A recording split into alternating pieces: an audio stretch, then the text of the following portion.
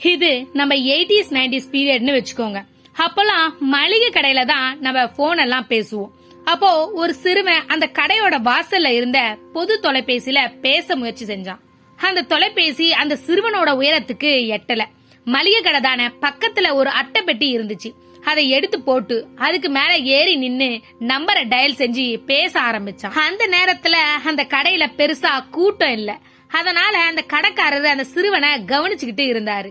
இவ்வளவு சிரமப்பட்டு இந்த பையன் யாருகிட்ட பேசுறான்னு பார்த்தாரு. அந்த பையன், மேடம், உங்க பங்களாவோட தோட்டத்துல அந்த புல்தரைய செதுக்கிற வேலைய எனக்கு தருவீங்களான்னு கேட்டான். அந்த எதிர்முனையில இருக்கிறவங்க அந்த வேலைக்கு ஏற்கனவே ஆள் இருக்காங்கன்னு சொல்லி முடிக்கவும், என்ன வேணான்னு சொல்லாதீங்க மேடம், அவர் வாங்குற கூலியில எனக்கு பாதி கூட கொடுத்தா போதும்னு சொன்னான். வேண்டாம்பா, இப்போ இருக்கிறவரே நல்லாதான் வேலை பாக்குறாரு மேடம்.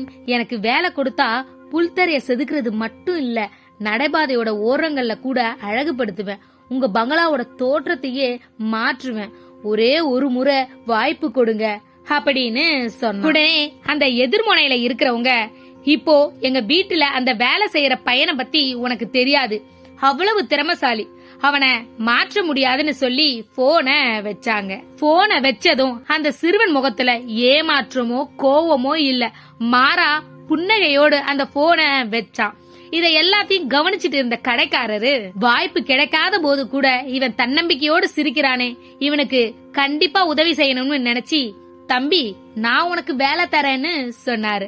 அந்த சிறுவன் சிரிச்சுக்கிட்டே, அதெல்லாம் வேண்டாம், என்கிட்ட ஏற்கனவே வேலை இருக்கு, ஆனா கொஞ்ச நேரத்துக்கு முன்னாடி ஒரு வேலைக்காக போன்ல கெஞ்சினியே, அது இல்ல சார், என்னோட வேலைய நான் எப்படி செய்யறேன்னு நான் சோதிக்கதான் போன் செஞ்சேன்.